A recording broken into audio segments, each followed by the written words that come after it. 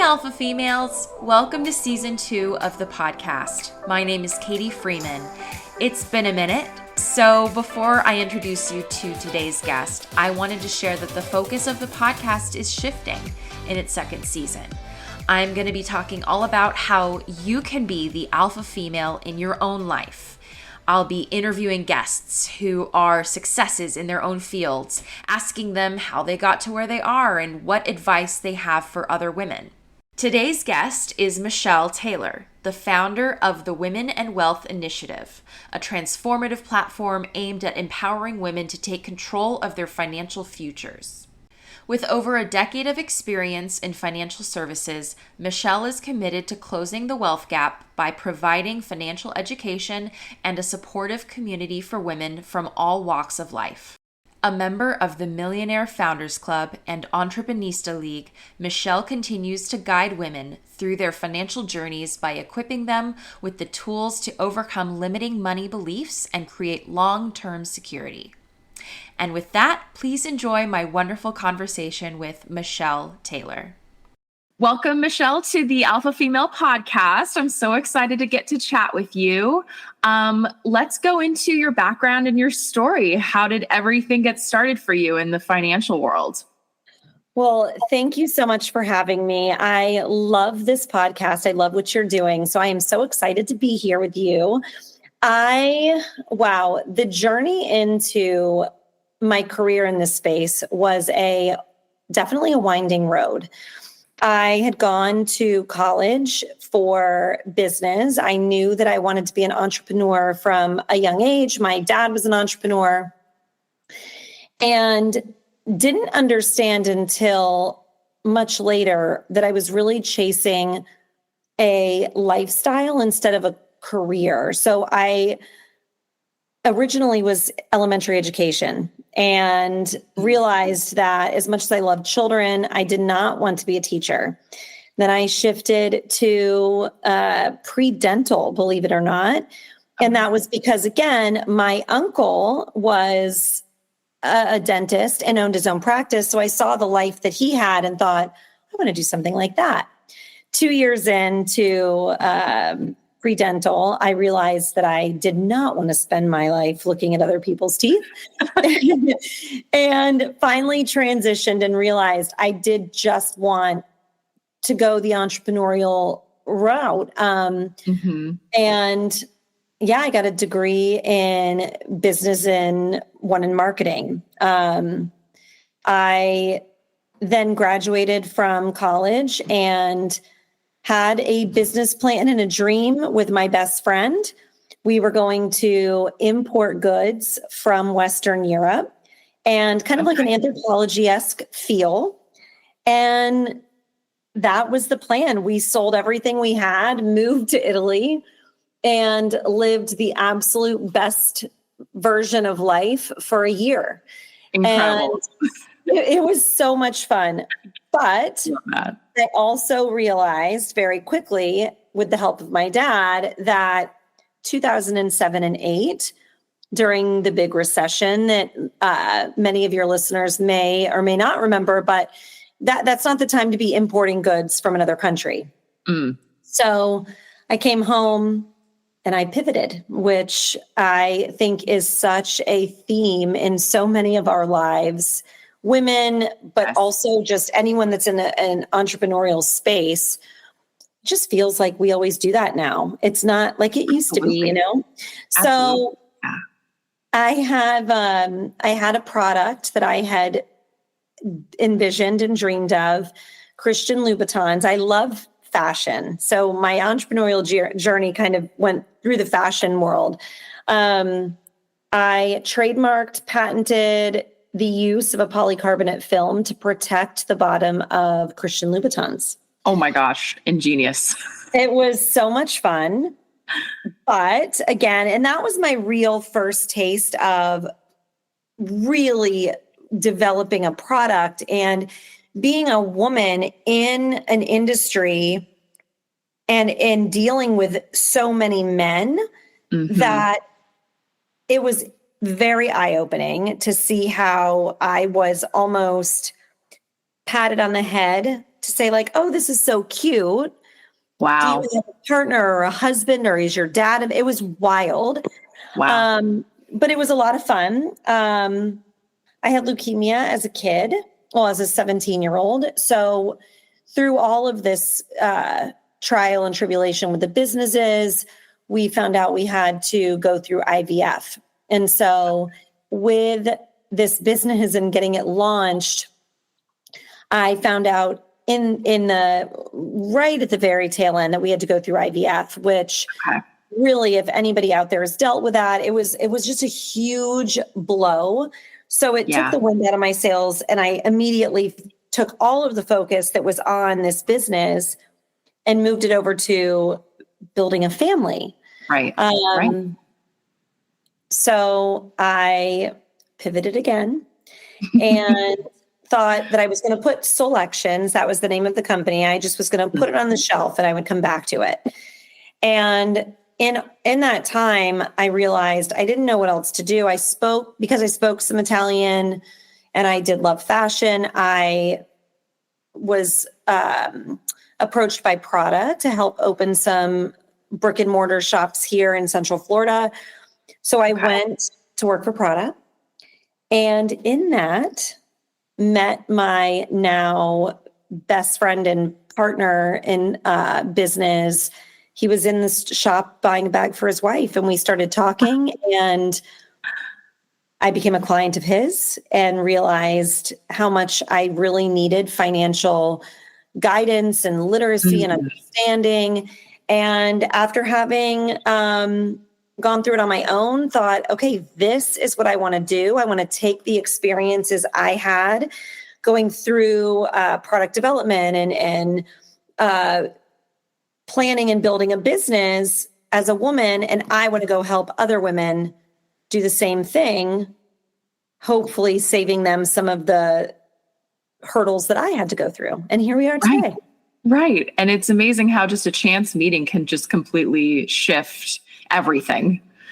Isn't it crazy? I mean, I think back, I remember the day they walked in the store, and this was so far out of what I thought I would be doing. But yeah, I mean, I think it is divine intervention that these things happen and just plop in your lap. And that one chance meeting, it's changed the trajectory of my life, and hopefully the people that I've been able to help's lives from one little thing. It's really cool. So amazing. And now, you're a financial advisor. You founded Women in Wealth Initiative. Tell me a little bit about, what's going on in the career so far. Yeah, so I am 11 years into this thing, and it's the best thing I ever did. It is not an easy business, and I think you know that firsthand. But when I started taking all of those experiences I went through, on the personal side and just planning for clients and business owners, I noticed that women were not having the same conversations. They were coming to the table. They didn't have the same tools in their toolbox as the guys did. And it's not because they were ill-equipped with, the dream and the goal and the vision and the drive. It truly just comes down to not having the same access to experience and relationship, mentorship. So I noticed a trend, and, in the beginning of this, you're just trying to eat what you kill. You have to go out, build your book of business. Yeah. And there is no hand-holding. I mean, it's brutal. But once I got established, I realized that where my true passion was working with females and female founders and business owners.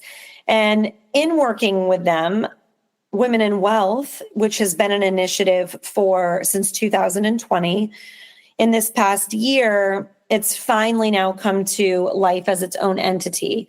So I was really, really always felt like I was at odds with myself, because a lot of the women that need true financial education and resources and community don't necessarily need a full financial consultant / wealth manager yet. And so I felt like I was still missing the mark of helping other people that I felt so passionately about. So Women in Wealth is a membership and community platform. It is focused on changing the way women think and feel about money. And the idea is providing as many tools and a library of resources that women can go in. They can learn at their own pace. So if they want to go in and learn how to budget, but they've also heard people talking about private credit or private equity, I don't want them to feel like they have to wait until they get there to know what that is. So truly, they're able to learn everything that they can. There's a component of it that is obviously community-based. There's a circle platform. And it was important for me, for women in general, to have a place where they could see other successful women and also realize that there's a lot more of them than they realize. Yes. A lot of women have the same questions. We don't raise our hand to ask the question, but we're all thinking them. So I wanted a place that would lend itself to being a conduit for mentorship and just great peer learning. So we have a wonderful community, and then Q&As on a monthly basis, calls on a monthly basis. And one of my favorite parts of the community is called I've Got a Girl. Ooh. So yeah. So you know how the old saying, if you have something that you need and you say, oh, I've got a guy for that. Well, I got a guy. Yeah. I got a guy. So I've got a girl. And the idea is with this platform that I really want women to understand that they can't, nor should they, do this alone. Right. So whether you are a single mom or a C-suite executive, a business owner, or you're just in your first career and trying to navigate open enrollment and how much to put in a 401k and how to buy a first house, I want them to know that it's not possible for them to know everything they need to. And it is critical to have the right people at your table. So when they go into the I've Got a Girl side of the community, there is a Q&A that basically says, what stage of life are you in? Based on your answers, you're going to get a list of professionals that you need in your corner.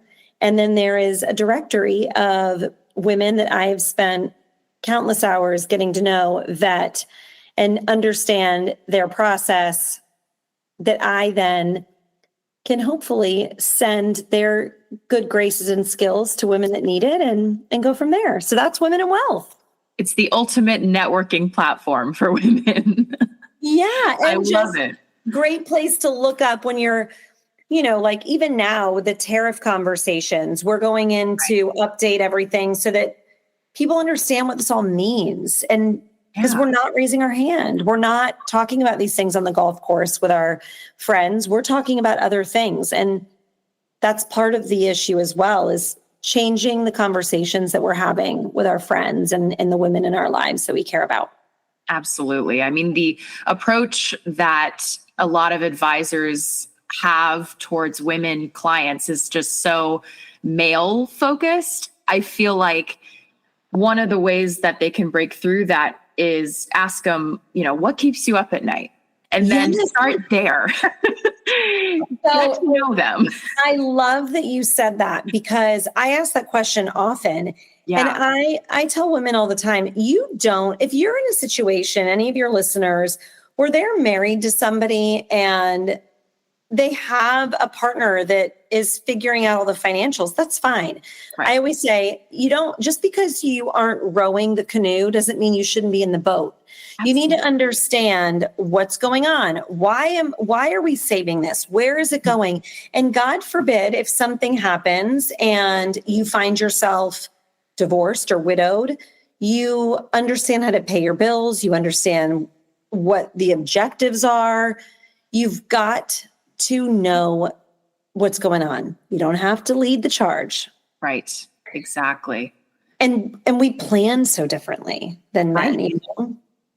And, to go off of that, planning and asking the right questions, I'd like to ask you, how would you suggest women can start investing, in the college years and beyond, early in their careers? What should they do to get started? I have a couple of things I think are really important. And obviously, everybody's situation is going to be different. But I would say the old saying, it's not timing the market, it's time in the market, couldn't be truer. Mm-hmm. Right now, if you're listening to the news, the first quarter of this year has been pretty volatile. And that's to be expected. The market is going to do what the market does. Historically, we know what's going to happen if we base our decisions and actions on data instead of emotion, right? So the market will recover. This is the time to be investing. So I would say for any young woman out there, regardless of when you listen to this podcast, if it's 5 years from now and in one of the archives, you want to start somewhere. You want to start now, even if it's $50 a month, wherever you can start is where you should. And I would suggest you don't need a financial advisor to set up an account for you. When you're starting small, you just need to understand what is meaningful and doable for you on a monthly basis. And you need to go in, and whether it's a Charles Schwab account or it's your bank, talk to someone and just start in, ETF, something really easy, and watch your money work for you even while you're sleeping. The second thing I would say for anybody that is in that stage of life is when you're starting out in a career, make sure if your company offers a 401k match that you are taking advantage of that. Yes. It is the only place that I know of that you put in $1 and you're doubling your money immediately. And I think that that's lost on some people is, 3% of your salary is doubled if that's what you're putting in. Right. So start there. And there is a science to how much you're putting into retirement accounts. Sometimes you'll hear those called qualified accounts, but it's not. I know some people will say, well, just max out your 401k. That isn't necessarily always the greatest advice based on where you're at in your life. Yeah. Because you can't touch that money until you retire without a penalty, but you should at least get the free match because your money doubles. That's a very good point. I love that advice. I think anybody who has access to starting a 401k should absolutely take advantage of that. Yeah. So going off of, how to start investing, what would you say are 4 assets that every young woman, should invest in? So I would say we already talked about one. You want to have exposure to the stock market. I think that's really important. You also want to look at and treat, in my opinion, let's talk about cash as just an asset. Cash is the most expensive place to hold money because of inflation. However, you want to have enough that is working for you. You want to put it in a high yield savings account. And people often talk about an emergency account. And I challenge some people. Yes, that is 100% right. But women tend to hold more in cash than we need.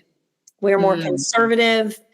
And ironically enough, we do better. When they look at the data, we invest and are more successful than our male counterparts. So interesting. Isn't that wild? I would say for women, you want to have enough that if a true emergency or something unexpected happens, have the cash.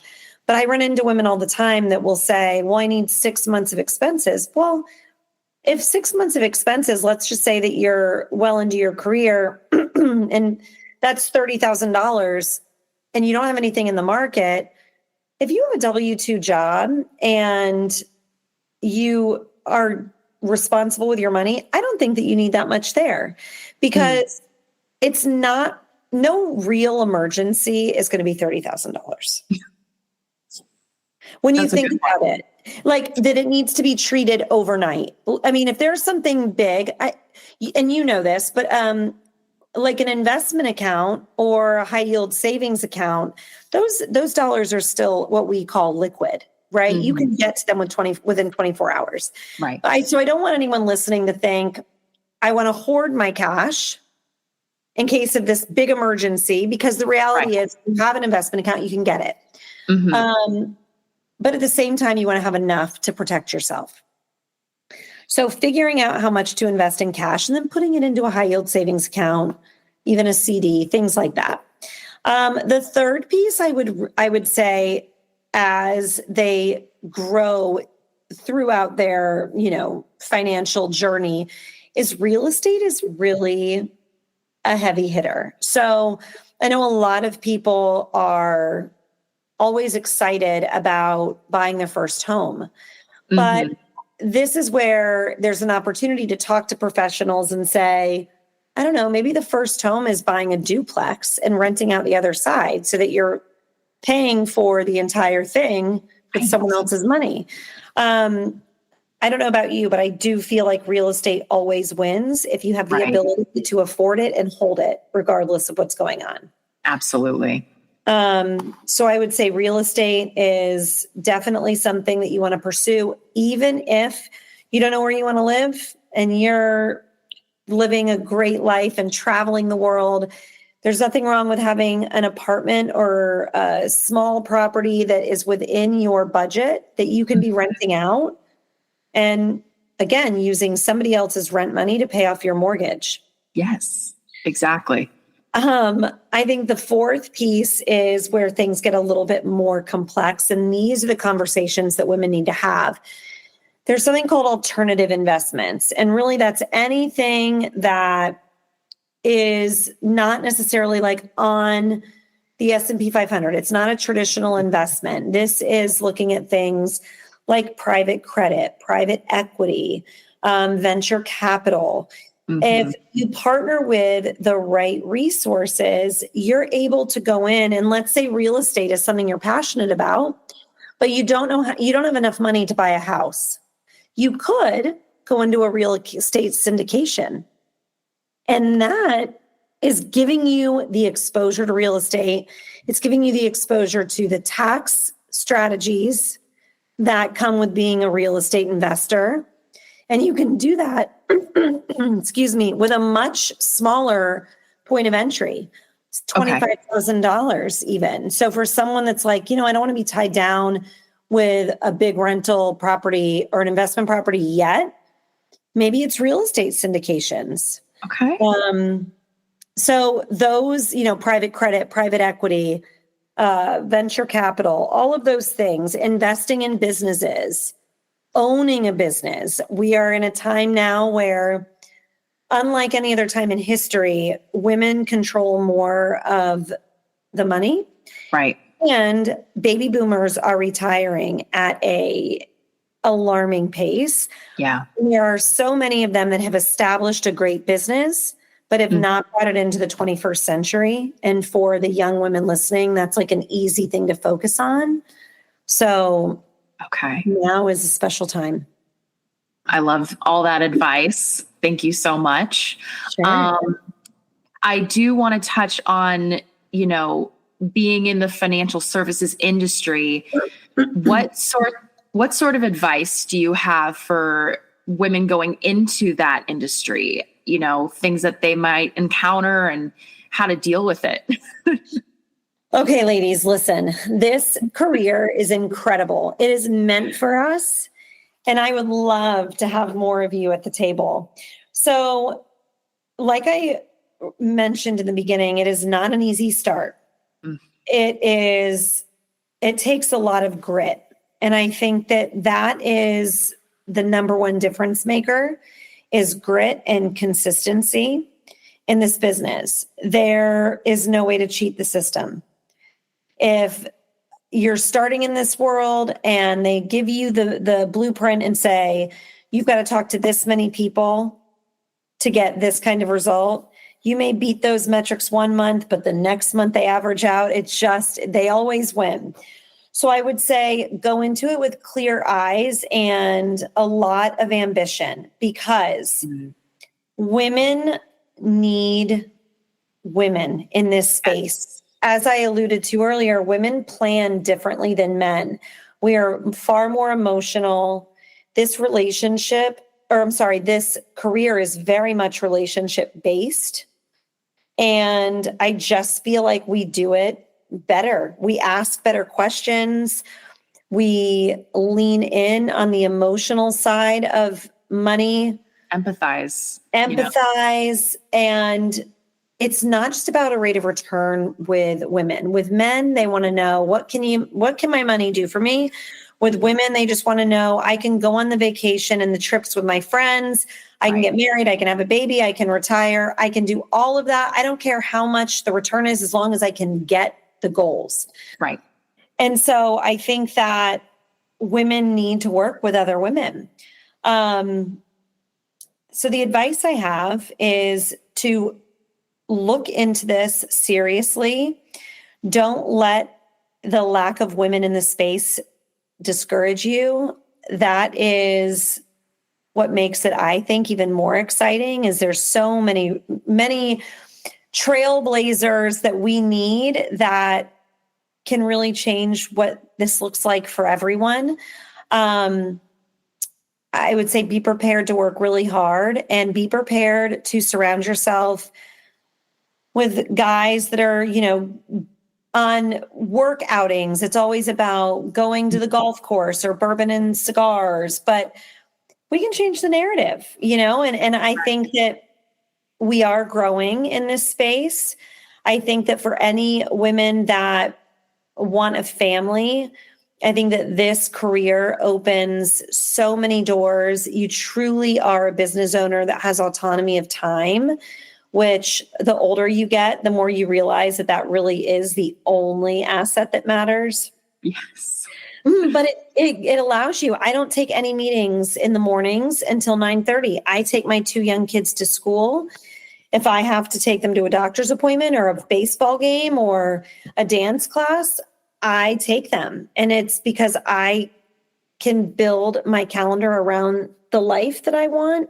And there's not many careers that allow for that. So yeah, I mean, it's a dream for so many women. And I think that they just don't know that, Yeah. And, one of the resources that you can utilize going into financial services is joining the Women in Wealth Initiative. Yeah, you get that network of women as a support system. So thank you for going into, any advice you have for women going into the industry. I want to touch on, so you mentioned some ways that you can start investing. I want to touch on some common financial mistakes that people make and how to avoid them. I would say we are in a time right now where we have so much access to information, and it is very easy to go onto social media and be able to hear something once and think, I'm going to do this. I think so many people lose money and time based on advice that might not be bad advice. It just might not be the right advice for them at the stage that they're in. Right. So I would say educate yourself, but before you commit to anything, do some research. So I love that we can go on and hear these TikTok reels or Instagram reels that are 2 minutes of great information, but then take that and find somebody that can tell you, yes, this is a right move, or no, it isn't. Right. The other thing I think is waiting. I honestly think the worst mistake, the financial mistake that we make, is waiting to invest and saying, well, I'm going to work with an advisor when I'm ready. I'm going to do this thing when I have X amount of dollars.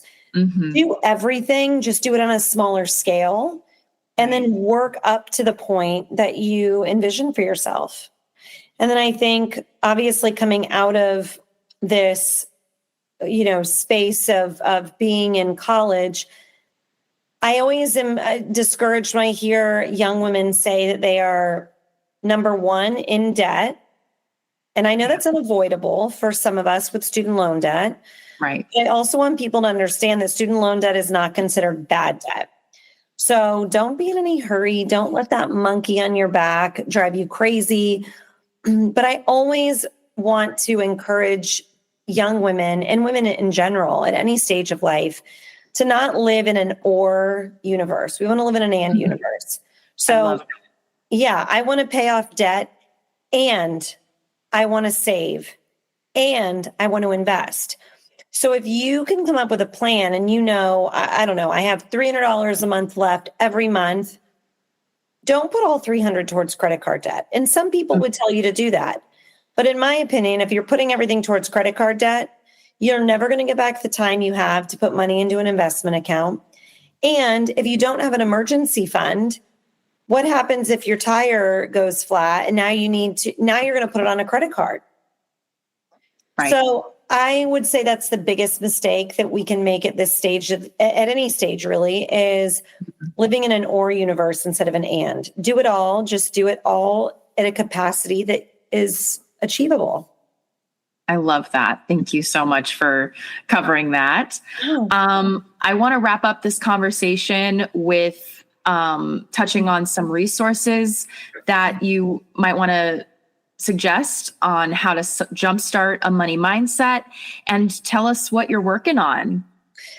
So money mindset is something that I think more and more people are talking about.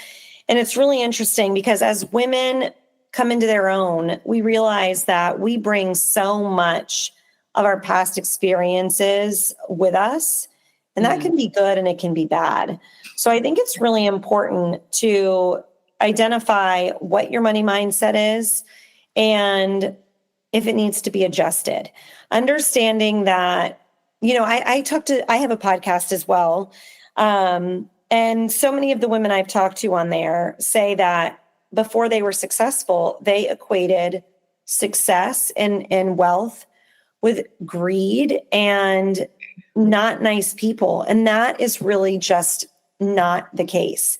That's a money mindset. Yeah. Women that have money do good things with that money. So the more money that we have, the more we can do, the more we put out into the world. And I would say also, have an abundant mentality. If you grew up in a home where money was scarce, it may be easy for you to think, well, that isn't meant for me. I'm always going to be in this space. Money doesn't come to me naturally. I'm always struggling. I come from a family that has struggled. Stop that talk, because really it is there for the taking. You just need to figure out what you're passionate about.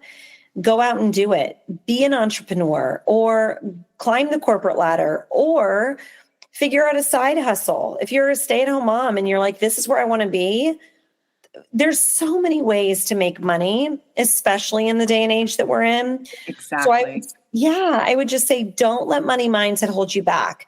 You have to know that there is money to be made. And something that I think was so powerful. So when I was working for Prada, I was in a Neiman Marcus, and there was a store manager. And now this is right after I came home from Italy. So the recession was, still a thing. And I remember her talking to the team and saying in a morning meeting, they used to gather, I guess, the associates, and they were gathered there, and she was trying to convey, how do you drive sales? And a lot of people were saying, yeah, but I don't want to make a recommendation and upsell somebody. I just want them to buy something because everyone is struggling. And she said, don't put your own opinion on money on someone that could be a client. And that was so interesting to me, because you never know what somebody else, what their money mindset is, what they're going through, but don't make assumptions. Right. And I think that was really powerful, because even now, coming through, so many of the people that are graduating went through some pretty traumatic stuff, like with COVID and the economy right now isn't great, but that does not mean, don't assume that just because you have felt some negative results from an economy or from COVID or whatever that other people out there have. Mm-hmm. You need to go at everything with an abundant mindset and realize that the world is yours for the taking. So I think that that is the best thing, is really coming to terms with what your money mindset is, to only welcome in success when it comes to financials, and understanding what they do and what they, how they're limiting you, or also how they're propelling you forward. I love that. Yeah, thanks. Yeah, I mean, I think that it's something that we can all hold each other accountable to do better, you know? Right. Some of the exciting things that I'm working on, I obviously have the Women in Wealth community. For anybody that's listening, it's womeninwealth.co. I would love to see, as many women from all over the country there as possible. It is not geared towards one industry or one life stage. It's truly a space for all of us. And the more, the merrier. I have an Instagram account, women_in_wealth. And anyone listening, drop the name of the podcast in DMs. I'm happy to send any resources over, a spending plan, how to tackle debt, how to start investing, anything that you need that I can help. And then I have a podcast called Talk Wealthy to Me. I love that. Thank you. I can't take credit for it. I did not come up with a name. A dear friend of mine did, actually the producer of the podcast, but amazing. I love it. Yeah, it's a lot of fun. We have a lot of conversations that are tactical advice, but then also stories about defining success and what that looks like. It doesn't have to be this one thing that's on Instagram. Like, if you're not a business owner flying private and driving a G-Wagon, you're not hustling enough. I hate that. I think that defining success on your own terms, whatever that looks like, is so critical to this movement. Yes. So it's really just about talking to women who would consider themselves successful. And then we're launching a course that I'm super excited about for women who are recent graduates or tackling money for the first time, that basically is a 6-module course that will walk them from the very beginning all through the steps that they need to set themselves up to be financially successful in their own life and on their own terms. And starting with the basics, the stuff that we're not learning in college. I mean, right. Like we've talked about, I went to business school and I didn't know anything about money until I learned it on my own. And what a shame. Right. I love that this is a resource, though, that people can use and, educate themselves. Yeah. That's really all it's about, is start having the conversations. Don't think about money as being weird, especially or taboo to talk about. When you're sitting down with your girlfriends and you're having a glass of wine and going out on job interviews, talk about what you're getting offered. Talk about what you're paying in rent. Talk about what you're paying on your car payment. Like, these are conversations that are going to help everyone, because you'll realize, whoa, I'm an outlier here. I'm spending way too much. Or, wait, my friends are doing the same job I am and they're making, $20,000 more than me. Where do I make the shift? Right. There's so much. Have the conversation, ladies. Ask the questions. Find somebody that you think is successful. I don't care if they're a boy or a girl. And ask them. Mentorship is so critical. And some of my biggest mentors in my life were guys that had done really well. Just ask the questions. Absolutely. Absolutely. Well, thank you so much for having this conversation with me, Michelle. I'm going to be dropping all of Michelle's links in the show notes so that listeners can visit and get the resources that they need. Thanks so much for having me. This is a lot of fun. Thank you so much for listening to this week's episode. I hope you enjoyed listening to my conversation with Michelle. And if you want to get in touch with her, I've included her contact information and handles in the show notes. If you liked this episode, please rate the show 5 stars wherever you listen and be sure to subscribe. Until next time, Alpha Females, take care.